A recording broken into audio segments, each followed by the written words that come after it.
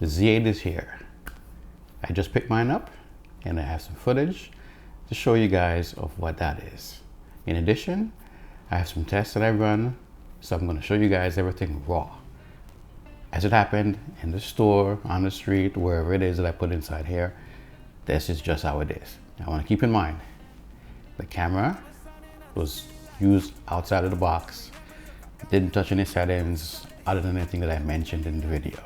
So this is just straight from the camera. Let's get into it.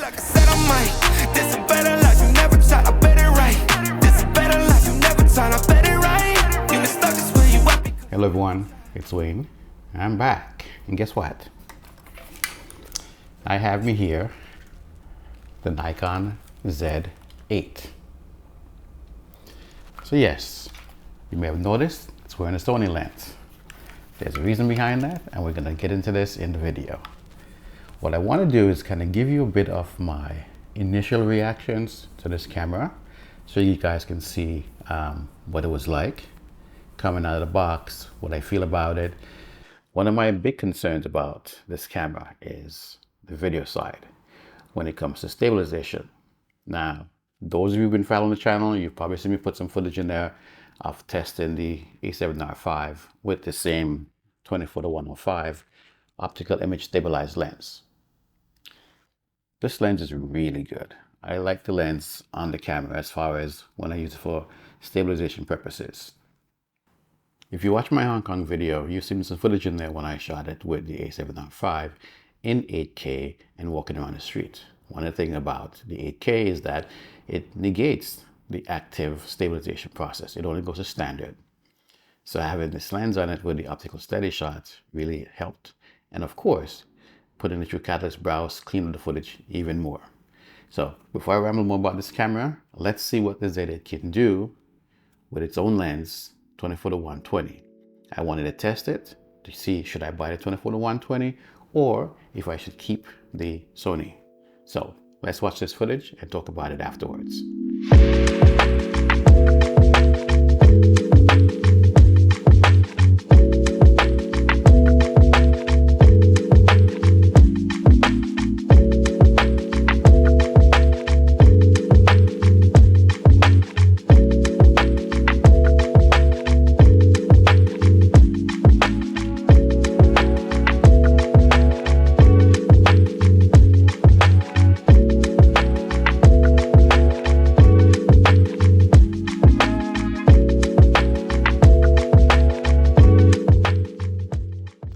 Okay, now that we've seen it, you guys can see what it's like.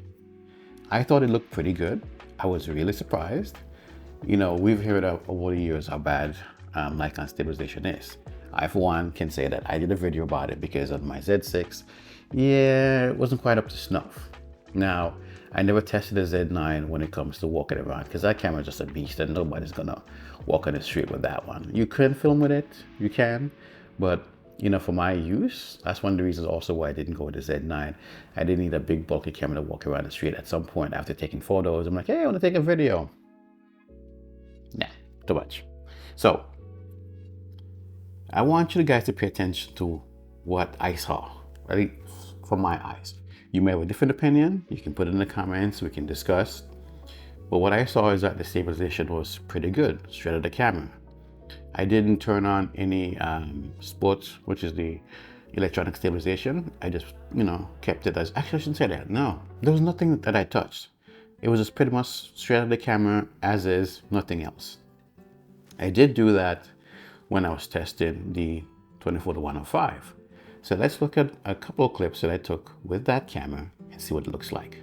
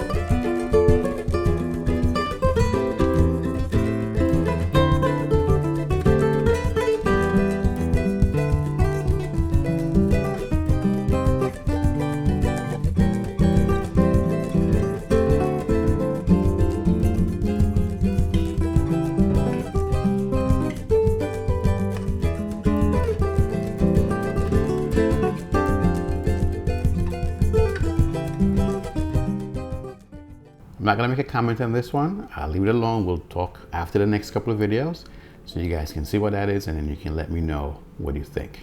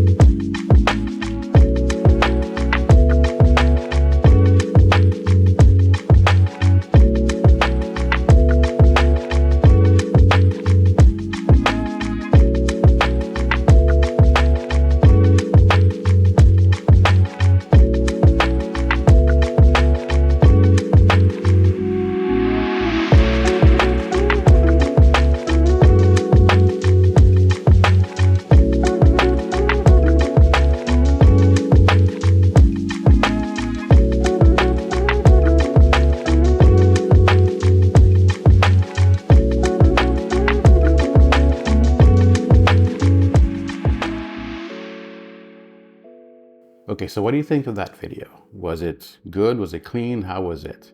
Compared to the footage of the Nikon, if you got to rewind and go back and watch it, please do so. I want you to check them out and see what it was like. I wanted to test the optical steady shot linked into the Nikon camera, because I remember when I turned it off and on, there was kind of like a clicking noise. And I think that probably has to do with maybe the iris in the body, because as far as I know, I'm not sure what kind of magic Sony works with the lens, and if the Nikon system can actually turn it off. But there is some kind of noise that you hear once you turn the switch off on the camera, sorry, on the lens. So I didn't know. Anyhow, I think overall, the Nikon lens linked to the Nikon body seemed like it worked pretty well. There is no additional stabilization. Nikon doesn't have any short lens other than the new 12 to 28 PZ lens that they came out with, but that's a crop sensor lens. But there's no full frame lens that has any kind of vibration reduction on it.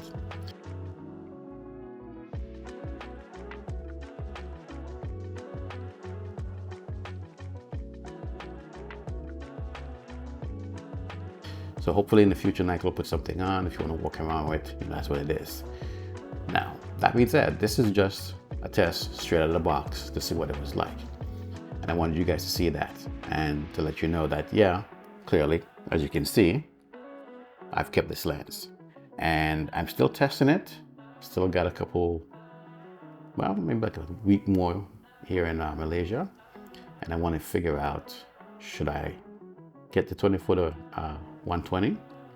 It is a bit lighter than this lens, and so far seeing it, Nikon lens, Nikon body, it seemed to work pretty well. Okay, now there's something else that I got that I'd like to show you guys, but before I go through all that, let's do some unboxing. Got a super bad bitch, feel like Jonah Hill. Look at how she walk, and you know it's real. No question, if she like attention, I gotta give it to her, yeah, you know the deal. I'm a boss. Overall, I can say that I like the way the body of the camera feels. It's actually better than, I thought it would be. It's the grip. It's a nice meaty grip. It feels like, the whole DSLR days camera. It fills up your hand. In comparison to the A7R V, the thickness is about the same, but I think the grip size is definitely different. That's one of the things that we can say is different about the cameras is, overall footprint of the camera, it's pretty darn beefy, but it feels good. And I like it. There's something that as I'm looking at the viewfinder that I want to say. I heard people talk about how great the Sony EVF is. Yes, it has really high megapixel when it comes to resolution. But I'll tell you this, and I've said this before in other videos. When I had my Z6, when I look in the viewfinder and I look off to the side to look at what I'm, not off to the side, but look over the camera to see what I'm looking at, it looks true to life.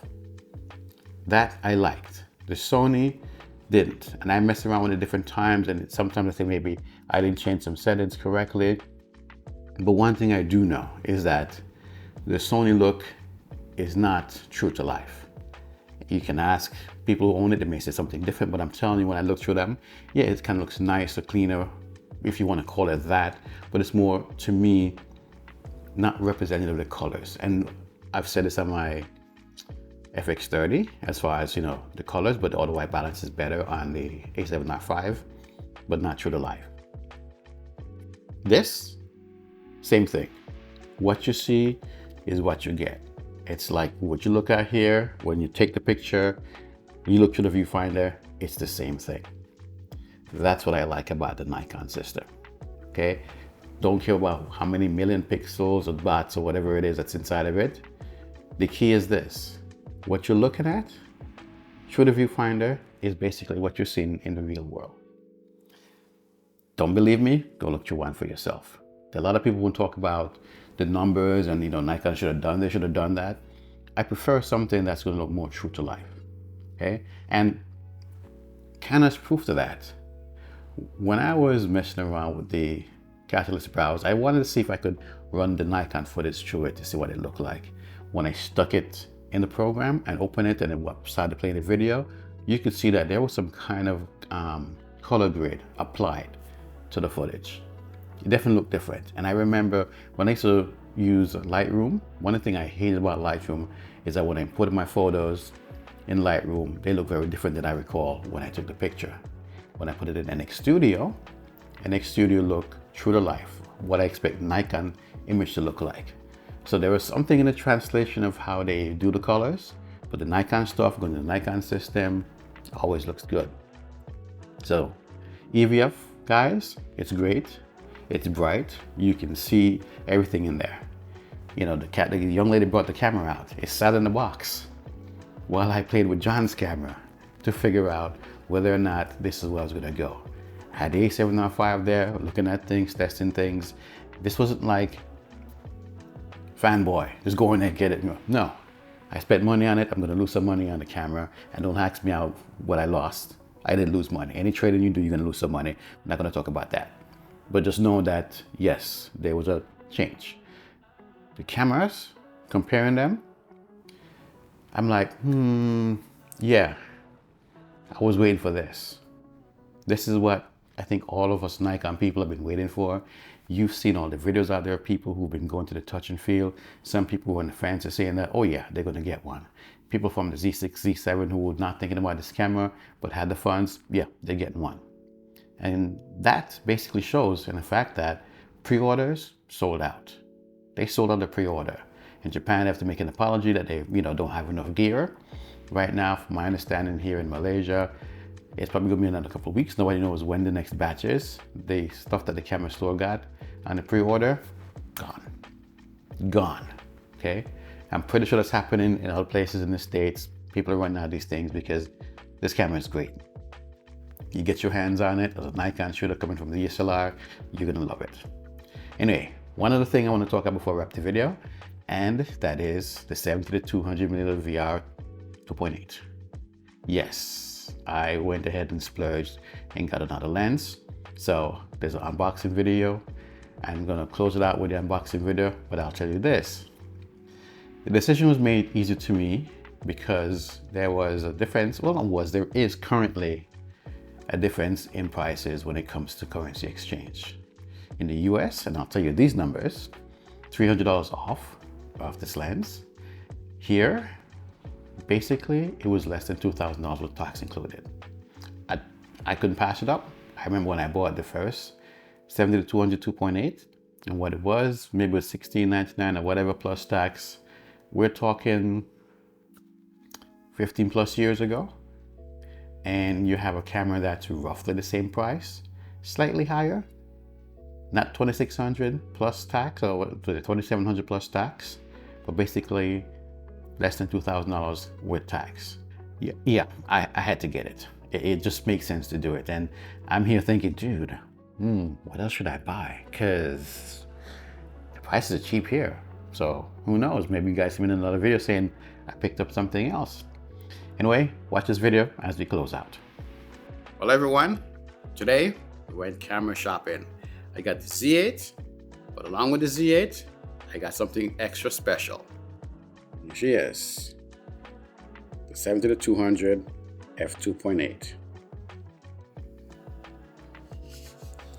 To me, it looks pretty much like the old version, and it's, I think, about the same length. The weight feels about the same, but I understand this thing is really sharp. The other one was sharp, so I think this one is great as well too. And I'm going to test her out tomorrow, shooting some birds. But today we're just going to put on the camera and see what she feels like. All right, she's looking pretty good. Just going to shoot a quick shot out the window here. I'll post that so you guys can see what it looks like. Maybe I'll go on the balcony and get a better shot. Come with me.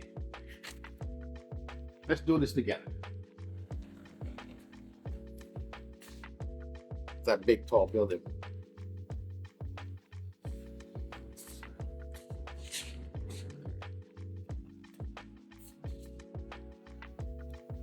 Okay, there's one other thing I need to do in here, but we'll do that later on. The camera is on auto ISO. I still haven't set the camera up just yet. I put in manual mode. I'm like, why is it still blinking? So it's on auto ISO. Both of these are new. I have yet to program everything the way I want, but I'm going to get around to that. But I just want to give you guys a quick look at the new Z8 and the 24 to 70. Sorry, the 28. What am I saying?